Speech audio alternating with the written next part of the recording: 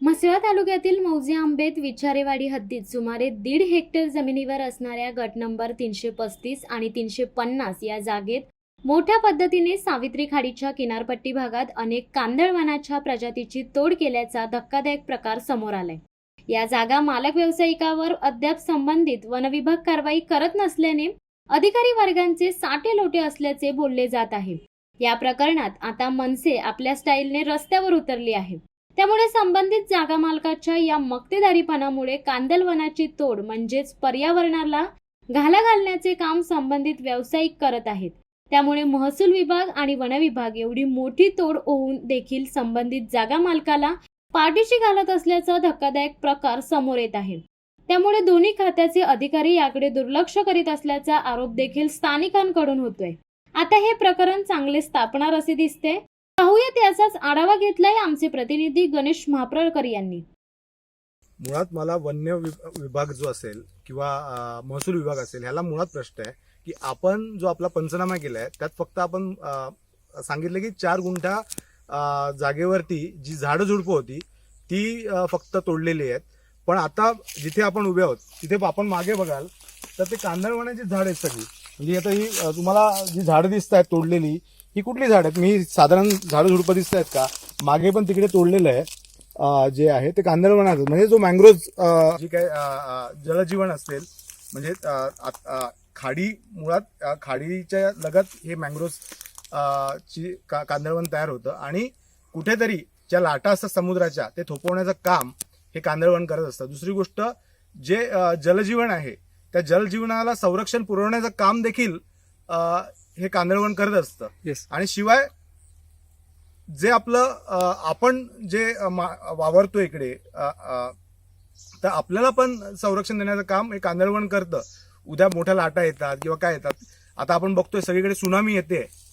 Correct, tsunami येते, सुनामीमध्ये मोठमोठ्या लाटा उसळतात, हे उसळतात आणि ह्याच प्रकारच्या ज्या लाटा असतात ते कुठेतरी त्याला थोपवण्याचं काम हे कांदळवन करत असतं।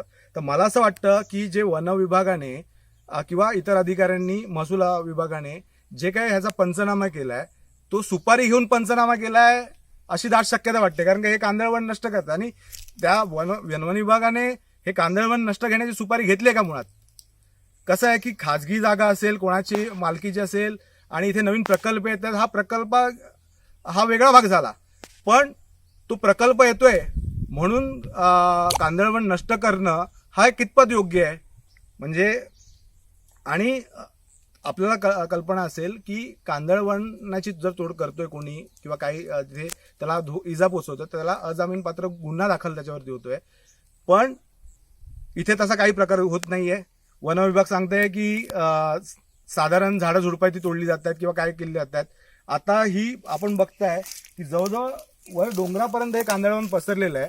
आमची महाराष्ट्र शासनाला जे संबंधित अधिकारी आहेत त्यांना मागणी आहे की सॅटेलाइट मार्फत याचा सर्व्हे करण्यात यावा, कोणता कोणता भाग तोडण्यात आलेला आहे आणि कुठे कांदळवन नष्ट केलेलं आहे त्याचा पंचनामा तुम्ही सॅटेलाइट पद्धतीने करावा, एरियल व्ह्यू घेऊन।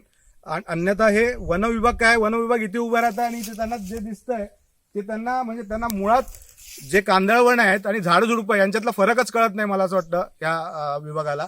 आणि अशा लोकांना जर तुम्ही पंचनामे करायला पाठवत असाल किंवा सुपारी घेऊन पाठवत असाल तर मला असं वाटतं की इथल्या नागरिक असतील, जलजीवन असेल आणि पर्यायाने ज्या बाकीची व्यवस्था आहे त्याला मोठा धोका होऊ शकतो भविष्यात आणि निसर्गाची कुठेतरी हानी करण्याचा हा प्रयत्न चालू आहे। तर हा प्रयत्न कृपया थांबावा, व्यवस्थित पंचनामा व्हावा आणि प्रामाणिकपणे तो पंचनामा व्हावा सॅटेलाइट पद्धतीने, ही आमची मागणी आहे। आणि जे ह्या दोषी जमीन मालक असतील त्यांच्यावरती सक्त कारवाई झाली पाहिजे, त्यांना कुठेही पाठीशी घातलं नाही गेलं पाहिजे, ही आमची मागणी आहे। खाडी किनारपट्टीला असे ऐवत प्रकार चालू आहेत की आपल्याला माहितीच असेल की हा पूल चालू झाल्याच्या नंतर पण इथे वालू व्यवसायाने बाज डेजर चालू केलेले आहेत, त्यात तो एक धोकादायक आहे।